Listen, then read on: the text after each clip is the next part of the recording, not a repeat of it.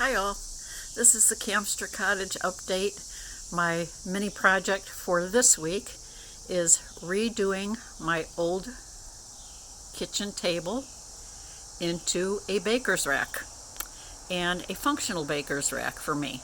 I wanted to put another cabinet with another countertop in my kitchen so that my kitchen would be a galley kitchen, but yeah, I just thought I don't want to spend that money. So I have this table. Let me see what I can create with this.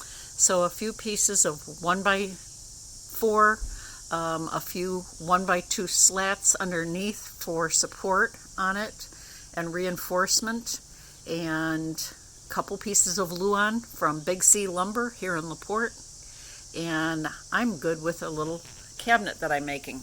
So here we go. Here's the example of what I did. Support bars. Makes this thing one heavy beast. I don't know, I may need help moving it in the kitchen. But when I came over here, the reason I decided to put the edges here and I recessed the shelf onto the lower crossbar is then that's way my pans don't, you can see my pans won't shift out and move around on the floor. Now, how did I get my measurements? Well, the internal measurements of this were already set in place.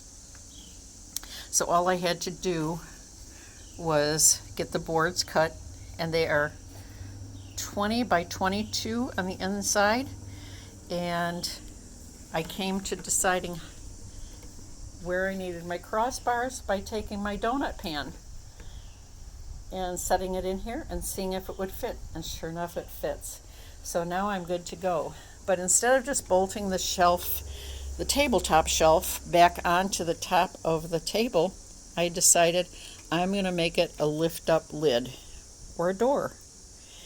And when I put the second shelf underneath, it will be about 6 inches. Let me come back around here. It's going to come about right here.